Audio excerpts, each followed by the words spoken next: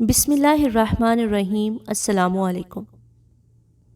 عورت کو ہمیشہ سے قربانی، وفا اور اثار کی مثال سمجھا جاتا ہے، ایسی مثال جو ہر دفعہ ایک نئی صورت میں نظر آتی ہے۔ امینہ کا شمار بھی انہی عورتوں میں ہوتا تھا۔ یہ ہندوستان کے ایک ایسے شہر کا قصہ ہے جو علم و عمل کا گہوارہ سمجھا جاتا تھا، جہاں کی مشہور درس گاہ سے تعلیم حاصل کرنے والوں کو آج بھی عزت کی نگاہ سے دیکھا جاتا ہے۔ اس شہر کی ایک حویلی 52 چوکھٹ، جس میں 52 چوکھٹ تھی، اپنے خاندانی وقار، محبت اور مہمان نوازی میں مشہور تھی۔ اس میں جو خاندان آباد تھا وہ آپس میں محبت، یگانگت اور اتفاق کی مثال تھا۔ صبح فجر پر سارا خاندان اٹھتا تھا، نماز اور ناشتے کے بعد مرد حضرات کام پر نکل جاتے اور عورتیں گھر کے کاموں میں مشغول ہو جاتیں۔ بچوں کو بڑے بزرگ علم کی دولت سے مالا مال کرتے تھے اور دین کے متعلق آگاہی دیتے۔ مغرب کے بعد گھر کے تمام مرد و حضرات کاروبار سے لوٹ آتے تو ایک بڑا سا دسترخوان صحن کے احاطے میں بچھا دیا جاتا اور مرد، بزرگ، خواتین بیٹھ جاتی، جبکہ بہویں اسی وقت گرم گرم روٹیاں پکاتی، دسترخوان پر لاتی اور اہل خانہ کی دعائیں لیتی۔ اس حویلی میں عرصہ دراز سے بچوں کی کلکاریاں سنائی نہ دی تھی۔ حویلی کے مالک ثناء اللہ کے چاروں بیٹوں میں سے کسی کی بھی اولاد نہ ہوئی تھی۔ کسی بہو سے اولاد ہوئی تو کچھ دن جی کر فوت ہو جاتی۔ جب ان کے چھوٹے بیٹے عبید اللہ کی شادی ہوئی تو دلہن کے گھر آتے وقت ثناء اللہ دل سے خالق حقیقی کے حضور سجدہ ریز ہوئے اور دعا کی کہ اے رب العالمین، اس حویلی کو وارث عطا کرنا۔ ان کی دعا کو قبولیت کا درجہ عطا کیا گیا۔ عبید اللہ کے ہاں اللہ کے فضل سے 14 بچے ہوئے، جن میں سے صرف 6 زندہ رہ پائے۔ دادا، دادی، تایا، چچا ہر وقت بچوں پر قربان ہوتے۔ ان کی اتنے برسوں کی خواہش اب پوری ہوئی تھی۔ ان بچوں کے نصیب سے اللہ تعالیٰ نے کاروبار میں اتنا منافع دیا کہ بوریوں میں نوٹ آنے لگے۔ غرض خوشیوں بھرے یہ بہار کے دن تھے، پلک جھپکتے گزر گئے۔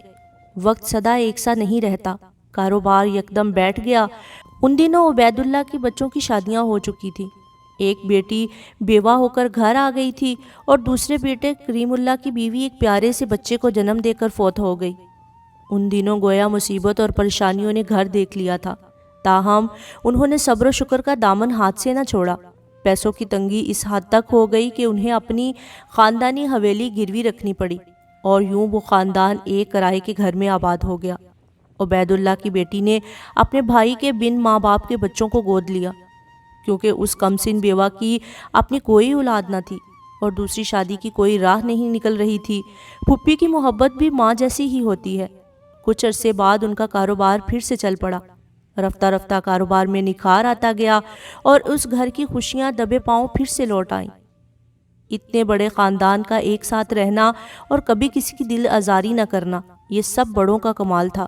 اگر کوئی رنجش ہو جاتی تو بڑے فوراً معاملات کو دیکھ کر بات ختم کروا دیتے۔ ان کی خواہش تھی کہ ہمارے خاندان کا شیرازہ کبھی بکھرنے نہ پائے۔ حالات بہتر ہوتے گئے تو یہ اپنی حویلی کو واپس لینے گئے، مگر جس کو گروی رکھی تھی اس کی نیت میں فتور آ گیا اور اس نے غلط تاریخ رکھ کر حویلی پر قبضہ کر لیا۔ ان لوگوں نے حویلی واپس لینے کی 1000 کوششیں کی، مگر جس آدمی نے دھوکہ دیا تھا اس کی بہت پہنچ تھی اور اس نے ایسے ہی غلط کاموں میں پیسہ بنایا۔ جب کسی طرح بھی حویلی واپس کرنے کی راہ نہ نکلی تو اس خاندان نے تقدیر کا فیصلہ سمجھ کر خاموشی اختیار کر لی۔ کریم اللہ کا بیٹا سمن اپنی پھوپھی کے سائے میں پرورش پا رہا تھا۔ پھوپھی نے اسے اولاد سے زیادہ محبت دی، مگر ہر چیز کی زیادتی نقصان دہ ہوتی ہے۔ پھوپھی کے لاڈ پیار کی وجہ سے وہ ایک ضدی بچہ بن گیا تھا۔ اس کا مزاج غصیلا بنتا چلا گیا۔ سارے خاندان کے بچے اس سے دور رہتے تھے اور اس سے ڈرتے تھے، یوں وہ اکیلا ہو گیا تھا۔ ماں باپ کے بغیر بچپن گزارا تھا۔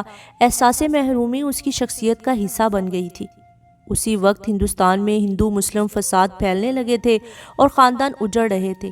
کوئی بھی ایسا دن نہ گزرتا تھا کہ مسلمانوں کی لاشیں نہ گرائی جاتی ہوں۔ سب میں خوف و ہراس پھیلا تھا۔ پاکستان بننے کی نوید سنتے ہی سمن اللہ کے والد نے سب سے پہلے پاکستان جانے کا فیصلہ کیا تاکہ وہاں جا کر اپنے خاندان کے لیے رہائش کا بندوبست کر سکیں۔ اسی فیصلے کو عملی جامہ پہنانے کے لیے کریم اللہ سمیت 22 افراد پر مشتمل خاندان راتوں رات ہندوستان سے نکلا اور ساحل پر پہنچا۔ بحری جہاز جب کراچی کے قریب پہنچا تو لوگ خوشی سے جہاز کے عرشے پر چڑھ گئے اور نعرے لگانے لگے، زیادہ لوگ جہاز کے سرے پر پہنچ کر اپنے ملک کا ساحل دیکھنے لگے، مگر تعداد زیادہ ہونے کے باعث جہاز کا ایک کونا جھکنے لگا۔ اس ہجوم میں سمن اللہ بھی شامل تھا۔ اس دھکم پیل اور جہاز کے جھکنے کے باعث چند لوگ پانی میں گر گئے۔ ایک شور و غل سا مچ گیا۔ کریم اللہ نے سمن کو آوازیں دی، مگر ہزاروں لوگوں کی تعداد میں وہ کہیں نہیں مل رہا تھا۔ امیر البحر کے بار بار اعلان پر لوگ جہاز کے کونے سے ہٹ گئے۔ کریم اللہ اور ان کے خاندان پر پریشانی کی فضا پھیلی تھی۔ اسی وقت سمن اللہ نے پانی سے سر نکالا۔ تیراکی آنے کے باعث وہ بچ گیا تھا۔ اس کو زندہ دیکھ کر سب کی جان میں جان آئی۔ کراچی یہ خاندان حیدرآباد میں جا کر آباد ہو گیا۔ وہ اپنا سب کچھ ہندوستان چھوڑ کر آئے تھے اور یہاں ان کی اولین ترجیح سر چھپانے کی جگہ حاصل کرنا تھا۔ اللہ کے فضل سے بہت جلد انہیں مکان مل گیا۔ سمن اللہ نے پڑھائی جاری رکھی اور میٹرک کر لیا۔ اس کے باقی چچا زاد وغیرہ بھی اس کے ساتھ آگے پڑھنے لگے۔ اس کی ایک چچا زاد بہن تھی امینہ۔ وہ اپنی منموہنی صورت اور معصوم حرکتوں کی وجہ سے سب کو بہت عزیز تھی، خاص کر اس کی دادی کو۔ دادی کے بیجا لاڈ پیار نے اسے پڑھائی سے غافل کر دیا۔ رشتہ داروں محلے داروں کی چاہ تھی اس لڑکی کو اپنی بہو بنانے کی۔ جوانی کی دہلیز پر قدم رکھتے ہی اس کا رشتہ ایک رئیس خاندان میں طے ہو گیا۔ منگنی کی رسم بہت دھوم دھام سے ادا ہوئی، مگر رشتہ داروں کو امینہ کا خاندان سے باہر رشتہ طے کرنا ایک آنکھ نہ بھایا، خاص کر رشتہ دار جو امینہ کو اپنی بہو بنانا چاہتے تھے۔ نتیجتاً انہوں نے امینہ کے متعلق جھوٹی باتیں پھیلانا شروع کر دیں جو اس کے سسرال پہنچ گئیں۔ یوں یہ رشتہ غلط فہمی کی بنیاد پر ٹوٹ گیا۔ دادا دادی اور ماں باپ کے لیے یہ ایک بہت بڑا صدمہ تھا۔ اس زمانے میں لڑکی کی منگنی ٹوٹ جانا انتہائی برا شگن سمجھا جاتا تھا اور اس برے شگن کو لڑکی کی قسمت سے جوڑ دیا جاتا تھا۔ وہ خاندان والے جو امینہ کے لیے بچھے جاتے تھے اب اسے پوچھتے بھی نہیں تھے۔ اس کے والدین اپنی بیٹی کے ایسے نصیب پر آنسو بہاتے تھے۔ اسی آزردہ ماحول کو زائل کرنے کے لیے دادی نے ایک فیصلہ کیا۔ انہوں نے امینہ کا نکاح سمن اللہ کے ساتھ پڑھوانے کا حکم دے دیا۔ اس حکم کا سب سے زیادہ اثر امینہ کو ہوا۔ سمن اللہ کو سبھی جانتے تھے، کتنا بدمزاج اور غسیلا تھا وہ اپنے علاوہ کسی کو اہمیت نہیں دیتا تھا۔ امینہ کے دل میں ہزار وسوسے جنم لے رہے تھے، مگر ماں باپ کی پریشانی اور گھر کے ماحول کو دیکھتے ہوئے اس نے اس نکاح پر کوئی اعتراض نہ اٹھایا۔ مگر امینہ کی ماں کو سخت اعتراض تھا۔ انہوں نے مخالفت کی مگر کوئی فائدہ نہ ہوا، تو انہوں نے فیصلہ کیا کہ وہ اپنے بچوں کو لے کر میکے چلی جائیں گی۔ جواباً سسرال والوں نے بھی ان پر اپنے گھر کے دروازے ہمیشہ کے لیے بند کر دیے۔ جب ماں نے امینہ کو ساتھ چلنے کو کہا تو اس کے قدم گھر کی دہلیز نے جکڑ لیے، کیونکہ دادی پھوپھی نے اسے عزت کا واسطہ دے کر سمجھایا تھا کہ ماں کے ہمراہ نہ جانا اور باپ دادا کی لاج رکھنا۔ امینہ نے خاندان کی خوشنودی کے لیے ماں کی ناراضگی مول لی اور اپنے دل کو مار کر خود کو اس فیصلے پر قربان کر دیا۔ امینہ کا ہر لڑکی کی طرح ارمان تھا کہ اس کی شادی دھوم دھام سے ہو، مگر اس کی قسمت کی نہ مایوں نہ مہندی، حتیٰ کہ ماں کی دعائیں بھی ساتھ نہ تھیں۔ بس ایک سادہ سے جوڑے میں اس کا نکاح سمن اللہ کے ساتھ کر دیا گیا۔ سمن اللہ کی جاب کراچی میں ایک پرائیویٹ فرم میں ہو گئی تھی، اس لیے گھر والوں نے ان دونوں کو کراچی میں ایک کرائے کا گھر لے کر دیا۔ نئی آبادی، نیا محلہ، حیدرآباد کی بڑی حویلی کی بجائے ایک چھوٹے سے گھر میں سارے رشتہ داروں سے دور رہنا مشکل ہو رہا تھا۔ اوپر سے سمن اللہ کا مزاج جس نے امینہ کے لیے مشکلوں کو بڑھا دیا تھا۔ اسے اپنی ہر چیز مقررہ وقت پر چاہیے تھی۔ بیماری میں بھی وہ امینہ کو کوئی رعایت نہ دیتا تھا۔ امینہ کے اعصاب کبھی کبھی اس زیادتی پر چٹخ جاتے، مگر پھر بھی وہ اپنی فطرت میں گندھی ایثار اور وفاداری کے جذبہ کی وجہ سے صبر کا دامن واپس پکڑ لیتی۔ جوں تو گزر بسر ہو رہی تھی۔ رفتہ رفتہ کراچی میں زیادہ روزگار ملنے کے باعث ان کے بہت رشتہ دار حیدرآباد سے کراچی آ کر رہنے لگے، جس میں امینہ کا ننیال اور اس کی ماں بھی شامل تھی۔ ایک دن امینہ کھانا بنا رہی تھی کہ دروازہ بجا۔ کھولا تو حیرت کی تصویر بن گئی کہ سامنے چھوٹا بھائی کھڑا تھا۔ بھائی تم یہاں کیسے؟ پتہ کس نے دیا؟ ماں نے پتہ معلوم کیا ہے آپ کا اور وہ آپ سے ملنا چاہتی ہیں۔ دوسرے دن والدہ چوری چھپے امینہ سے ملاقات کرنے آئیں اور تھوڑی دیر کے بعد لوٹ گئی۔ یہ ماں کی محبت ہی تھی کہ ناراضگی کے باوجود دل کا کہا مان لیا کہ ممتا کا رشتہ ہوتا ہی بے لوث ہے۔ ناراض ماں نے ممتا کے ہاتھوں مجبور ہو کر بیٹی کو معاف کر دیا۔ بیٹی سے ملنے کے بعد اس کی والدہ نے سسرال والوں سے معافی مانگی اور صلح کر لی۔ رفتہ رفتہ ملنا جلنا بھی شروع کر دیا، تاہم ساس اور شوہر میں ابھی تک فاصلہ قائم تھا۔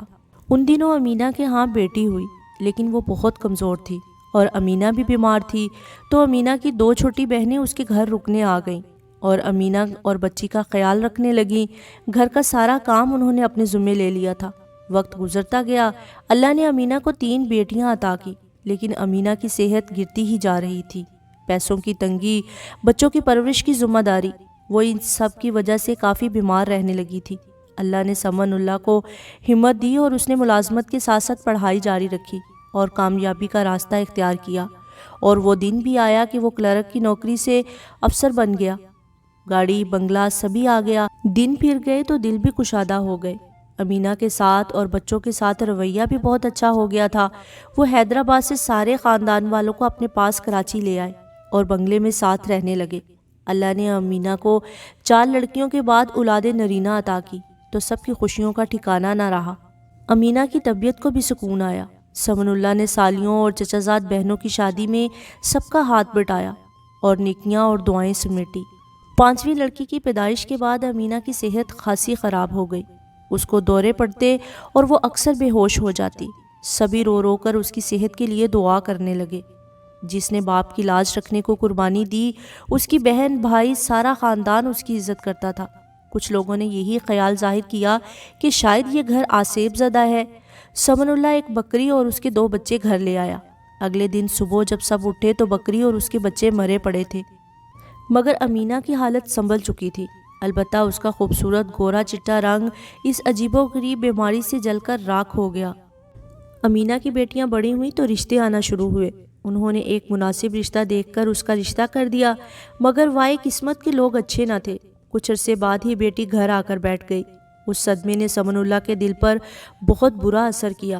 وہ حج سے واپس آئے تو بیمار ہو گئے اور 2 ماہ بعد خالق حقیقی سے جا ملے۔ یہ بہت کڑا وقت تھا امینہ کے لیے اور اس کے بچوں کے لیے۔ بیٹا ابھی پڑھ رہا تھا، لیکن قدرت نے ان کا ساتھ دیا اور سمن اللہ کی چھوڑی گئی جائیداد سے ان کا عزت سے گزارا ہونے لگا۔ تنہا زندگی کی حقیقتوں کا سامنا کرنے کی فکر نے امینہ کو گھیر لیا۔ بچی کھچی آمدنی بھی ختم ہونے لگی۔ بیماری ایک بار پھر شدت سے اود کر آئی۔ بیٹے نے ماں کی پریشانیوں کا احساس کرتے ہوئے شام کو پارٹ ٹائم جاب ڈھونڈ لی اور تعلیم سے توجہ ہٹ گئی۔ آخر گھر بھی تو چلانا تھا۔ امینہ کو یہ بھی رنج تھا کہ اکلوتے بیٹے کی پڑھائی چھوٹ گئی۔ ایک دن امینہ کے دوسرے نمبر کی بیٹی کے شوہر کی انتقال کی خبر آ گئی۔ یہ گھڑی اس باہمت عورت کی کمر توڑ گئی۔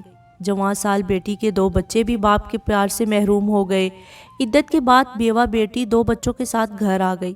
اب اس کو بھی سنبھالنا تھا اور نواسوں کی پرورش بھی کرنی تھی۔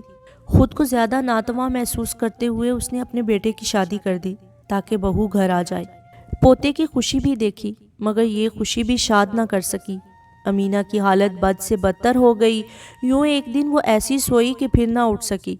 امینہ نے باپ کی خوشی کے لیے اپنا آپ قربان کر دیا۔ شوہر کی خدمت اور بچوں کی پرورش کے لیے زندہ رہی، پھر بیوہ بیٹی اور نواسوں کے لیے جینے کی آرزو کرنے لگی، مگر وقت کی لگامیں اس کے ہاتھ میں نہ رہی تھیں۔ اکھڑتی سانسیں بھی اسے پچھلی یاد دلا رہی تھیں۔ 52 چوکھٹ کی یادیں، تقسیم برصغیر، پھر ہجرت کا واقعہ، اس کے بعد افسردہ دلی سے شادی، ماں کے روٹھ جانے کا غم۔ ہوا کی اس بیٹی نے کتنے دکھ سہے تھے، لیکن کیا اس کا سفر اب ختم ہو گیا تھا؟ قربانیوں کا صلہ اسے اگر اس جہان میں نہ ملا تو اگلے جہان میں مل جائے گا۔ اس سوچ کے ساتھ ہر ہوا کی بیٹی اپنی زندگی کے خاتمے پر قبر میں سکون کی نیند سو جاتی ہے کہ مرنے کے بعد اگلے جہان میں ضرور قربانیوں کا صلہ مل جائے گا۔